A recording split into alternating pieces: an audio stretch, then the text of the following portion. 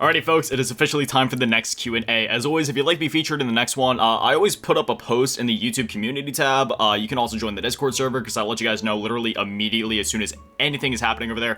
It's also just the best way to get in touch with me personally because I'm pretty active over there. And then also on my Instagram, I always post up on my story one of those question things for you to punch in your questions there. So if you want to be featured in the next video, those would be the 3 best places to do it. But we're going to get right into it. The first question coming from Rainy over on Discord, that being, are you planning to make more games? So for those that don't know, I actually develop video games and stuff, and I have actually been working on one for the last couple months now. I'm not really ready to share anything about it yet in terms of like, you know, screenshots or even talking about the concept of it, but I will say it's shaping up to be something pretty cool and unique, and I'm really excited to talk more about it. If you'd like to play my first game called Rad, it was literally a meme game that I made in like, it was like an hour or two or something like that. Like I was just trying to challenge myself, like, okay, can I make a game in like an hour? And I ended up doing it. It's in the link of the descriptions of literally every single one of my videos. There's a web version of it, so you don't even need to download it. You can just go play the game. I was trying to get it on the Google Play Store, but I didn't get enough playtesters to actually publish it. If you'd like to help me with that, just, you know, hit me up in the comments or whatever, and maybe we can get in touch on like Discord or on social media, and we can actually get that published finally. The next question comes from Shira, who asks, when is your next album dropping? Now, I don't know if she's necessarily talking about like my upcoming album Survivor, or if she's talking about one after that.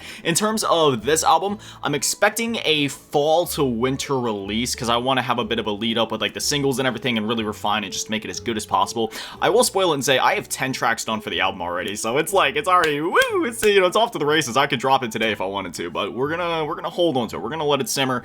So that'll be like probably this fall, this winter, somewhere in there. But if you're talking about the album after that, I honestly have no idea because I still want to come up with a concept for it. I still have ideas for it, but you know, when I make an album, I like there to be like a general theme around it or a general mood around it. So if it's gonna be like a happy album, then happy album. Or if it's gonna be like an album like this where it's all just sadness, anger, hatred, digging up all the shit that hurts and putting it into words, you know what I mean? That's kind of what this album is. So I'm not exactly sure, probably gonna be way off in the future. This album is already taking quite the emotional toll on me just because not only have I been feeling certain emotions, which is like why I'm writing again in the first place, but it's like when I go to write it and record it, while yes, in one sense, it's also like an outlet to get it out, you also have to submerge yourself even deeper into your feelings, which is in one sense therapeutic, but is also like kind of dangerous because I've also been like making myself miserable at the same time to make this thing happen. So it's like, yeah, I don't know. It's really hard to explain. If you make music or do other creative things like that, you know what I'm talking about. It's kind of like a push and pull. The next question comes from Hardcore Alex, who asks, what is your favorite GBA game?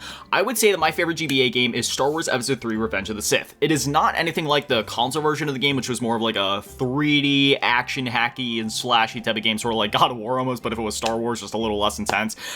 Instead, it is a side-scrolling, you know, 2D pixel art beat 'em up. It's very similar to say something like, you know, Turtles in Time from the Super Nintendo. It is a very fun game, and I do recommend checking it out. It is also available on the Nintendo DS if you'd rather play that version, but you know, you can't really go wrong either way. I played the GBA version growing up and still go back to play it constantly. I love that game. It is one of my favorite games of all time. The next question comes from Egg, who asks, what is your favorite Resident Evil game?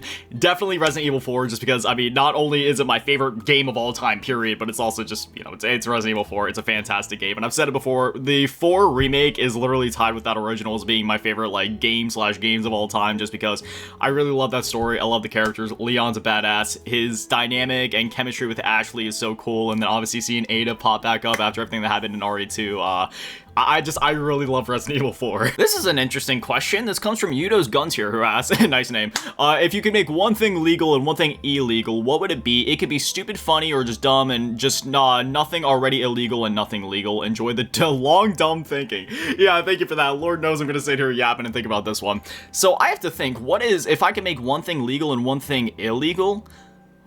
Honestly, just gonna go ahead and do a Google search. Weird things that are illegal in the US. Donkeys are not allowed to sleep in bathtubs in Arizona. What? In Montana, it's illegal to have a sheep in the cab of your truck. Let's go ahead and make that legal because that's stupid. Well, why does it just let the sheep be in my truck? You know what should be illegal? Scam calls. I don't know if they're actually illegal like already, but if not, they should be. Now we're gonna go ahead and jump over to the Instagram question. So this one coming from Daria.A.10, who asks, how did you come up with the username Grotesque? So this is actually a bit of a fun history lesson about me. Basically, back in like middle school / high school, I used to make music. And during that time, that was, obviously like, during middle school and stuff, I was very pessimistic and angry at the world, and I hated myself and I hated everything. So I felt like I was so grotesque. Like seriously, that's where the name came from. I also just always thought that name was really cool, because I remember in the Slipknot song Sick, at the one part he says like, I'm leaving you grotesque, and I was like, I had to do a Google search for that word when I first heard that song. I was like, what the hell does that mean? And then, then I found out the definition of just basically meaning like repulsively ugly or just very disgusting. And then the Marilyn Manson album, The Golden Age of Grotesque, that was another one where I was like, dude, that word is so cool. I love the way that it's spelled. I love the meaning of it. Again, this was like middle school me. So then it just kind of stuck. I even had like a necklace for a while that literally had Grotesque on it. Unfortunately, I had to throw it away like a week ago because it started rusting, so I didn't want to get like tetanus or whatever it's called from wearing it. But yeah, that was pretty cool. So that's how I got the name. And then by the time that I created this YouTube channel, I was actually still making music. But it was just one of those weird things where like I stopped making music for a while, but the channel was already named and I already made content and people knew me as that, so the name just kind of stuck. And I've said it before, but I was also making content on a lot of like horror games at the time, think like Resident Evil or like Dark Souls or whatever. So the name Grotesque kind of fit the moody theme of the game, so that just kind of worked. But now I'm back to making music, and I'll just keep the name. Enough people know me as it is. We have over like 5,000 subscribers, over 2 million channel views or something crazy like that. It's too late to change it now. And honestly, I still like the name. Like I mean, I like, it's one of those things where like even if I change it, I can't necessarily think of something else that I would make the name, so I'm just cool with it. The next question comes from Mr. G-Man246011, who asks, what's your favorite flavor of water? Dasani, Aquafina, Pure Life, Smart Water. I think I had Fiji before and liked it, but like Smart Water is like my #1 favorite. The Dasani, Pure Life, Aquafinas, those are like, if I can't afford Smart Life. And because I normally don't buy Smart Life just because, it's a little overpriced or whatever. And then like Fiji's like over here somewhere, just like kind of, or no, Fiji would be like probably up here. So like Smart Life, Fiji, and then like, but I know the other three. Different types of water do taste different. Now we're gonna go ahead and jump over to the YouTube comments. So the first one coming from KevT5603, who asks, what is your favorite Yakuza / Like a Dragon game and why? I'd probably have to say the first game just because, it was the first one that I played, and I don't know, there's still something going back to that game, especially if you go back to like the PS2 version, for example, where you can truly see the beginnings of something great. And even if chronologically speaking, it's not the first in the series because, there's Yakuza 0, I don't care. Anytime that somebody is asking me like where they should start with the Yakuza games, I always say they should start with the first game just because like, I feel like it's best to just kind of like play the games in order and then experience 0 when it came out in release order, just seeing like to like kind of get the context for some of those things that led up to that point. But anyways, yeah, I'd probably have to say the first Yakuza, and there might be a little bit of nostalgia bias there or whatever, but it's just personally the one that I always go back to. You can't go wrong with any of the games in the series though, like they're all freaking 10 out of 10 amazing. Alrighty folks, I think it's time for some dating advice with G, alright? This next question comes from Jacob Jude 6319, who asks, I was told to get a girl to like me, I should follow her home and stare at her through her window, but it's not working. You got any more advice to go along this? Okay, so I know this is just a joke, but we're gonna break it down and actually be somewhat serious about this and give a little bit of my personal dating advice. Now keep in mind, I've been single for 6 years. Obviously, I can't be the judge of this, but I would say that I'm probably bad with girls romantically. I mean, I have no idea, because again, I've been single for so long, but so first off, my first piece of advice would be to not follow her home and not stare at her through her window. Maybe at least ask her first. But I'm gonna give my realist dating advice here. I feel like a lot of guys nowadays, and I'm not trying to overgeneralize, I'm just kind of putting it as it is, I feel like a lot of guys kind of just look at girls as a vehicle for sex, or just kind of look at them as like, oh, you're really pretty, so I want to be with you, without even really getting to know them, because, that's one of those things where it's like, sure, somebody can look really nice on the outside, but if on the inside they're a piece of shit, or they're just a bad person, then why would you want to be with them, you know what I mean? So my first piece of advice when you're talking to a girl, just don't talk to her like you're trying to get in her pants, you know what I mean? And don't let that be your only objective, because if that's your only objective, you're kind of a piece of shit, and that goes for girls too. If you do that to guys, you're a piece of shit too. Like, just talk to the person like a normal human being, get to know them, and if things are meant to be, you don't need to overly try to be a romantic or whatever, you know what I mean? Like, if two people are compatible, then they're compatible. That's just it. The universe will bring them together by any means necessary. You guys will be drawn to each other, and that's just kind of how it goes. You know, true love is one of those things that you can't really just go out and find. It's something that'll come to you from the most unexpected of places, and when it happens, it feels awesome, and you just feel like a natural, like, gravitational pull to somebody. It's also obviously always good to, like, know your boundaries and know where you stand on certain things, like what things you're looking for in a relationship, what the other person is looking for out of a relationship, and, you know, if either person is really even looking for a relationship at the moment. So if you want my honest advice, letter one, just, you know, letter one, number one, whatever, I'm stupid. Just talk to the girl like she's a normal human being. Just be kind to her, be nice, show her that you're interested, not just in her, but also just, you know, just like little stuff about her, you know, just like, you know, ask about her day, not only show a genuine interest, but be genuinely interested and invested anytime that she's talking to you. If she comes to you with a problem, always try to, like, you know, help her figure out a solution, you know, maybe get her some gifts every now and then, whether you, like, send her flowers or get her something that she wants, you know. I'm not saying you have to, like, you know, go crazy and, like, spoil anybody, because obviously that can enter, like, gold digger territory, and that's, you know, you also don't want to get with a gold digger, but, you know, just, you know, kind gestures here and there. And if it's meant to be, then it'll meant to be. But also, maybe be careful taking my advice, because again, I've been single for 6 years. I'm not exactly the best looking guy. I'm probably gonna be single till the day I die.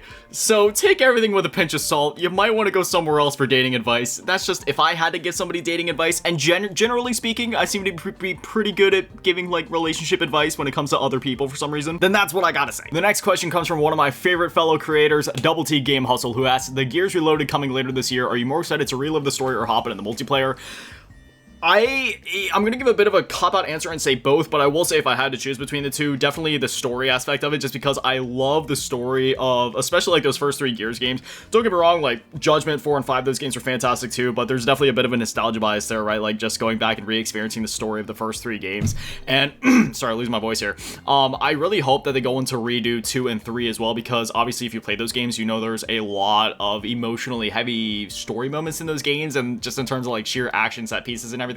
2 and 3 take everything from 1 and just, like, slowly ramp it up until you get to 3, and it's just like, holy shit. It sort of reminds me of the Mass Effect series, right? You go, like, 1, and then 2 is, like, really building up. For a lot of people, 2 is kind of like the favorite, and then 3 is just, like, all hell breaks loose. As soon as I pick up the game, I'm gonna run through the story again. I'm gonna buy it on PlayStation as well, just because, obviously, dude, I've been playing Gears of War on Xbox since the game's released. 360, Xbox One, Series X. I know we haven't really gotten a Gears game during, like, the Series X era necessarily, because the last one was 5. We're getting E-Day here soon. I don't know if E-Day is going to be on PlayStation or not. I also hope that Gears Reloaded ends up going to Switch too, because I feel like that'd be pretty cool having it there. If it's going to PlayStation, it might as well go to Switch as well, if, you know, the Switch is able to handle it, which, if the game can run on Series S, which it will, then I'm sure the Switch can handle it.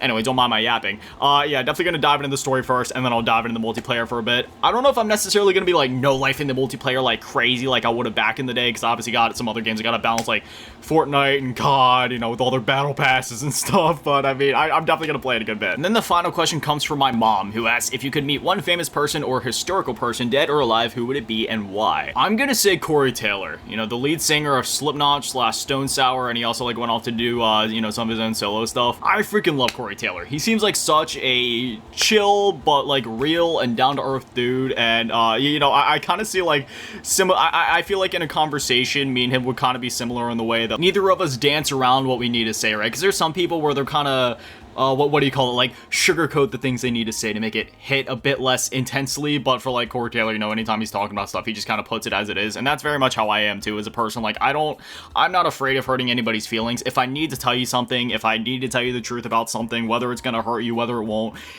doesn't really matter to me. You just gotta say what you gotta say. Life is too short to waste all that time sugarcoating things and dancing around the details. But also, again, yeah, dude, it's like Corey Taylor, the lead singer, like, Slipknot and all that. Like, hello, dude, I would love to pick his brain and hear him talk about his experiences, like, making music and, like, doing shows and stuff like that. Like, dude, that would be so freaking awesome. But anyways, there it is. I think that's where we're gonna conclude it for this Q&A. As always, if you guys want to be featured in the next one, either join the Discord server, keep your eyes posted on the community tab over on, you know, just here on the channel, or follow me on Instagram, because I always let you guys know over there in my story as well. But anyways, always massive shout out, thank you to the Patreons, and remember, seeking all the global team, every shout out to the global team, my last game, every time any of the shout out on detail, run of assembly, she's girl, thank you guys so much, guys, with Little Legends, I love you. Good on, need a ducky, arigato, gozaimasu. Have an amazing day, stay beautiful, I love you all. Peace.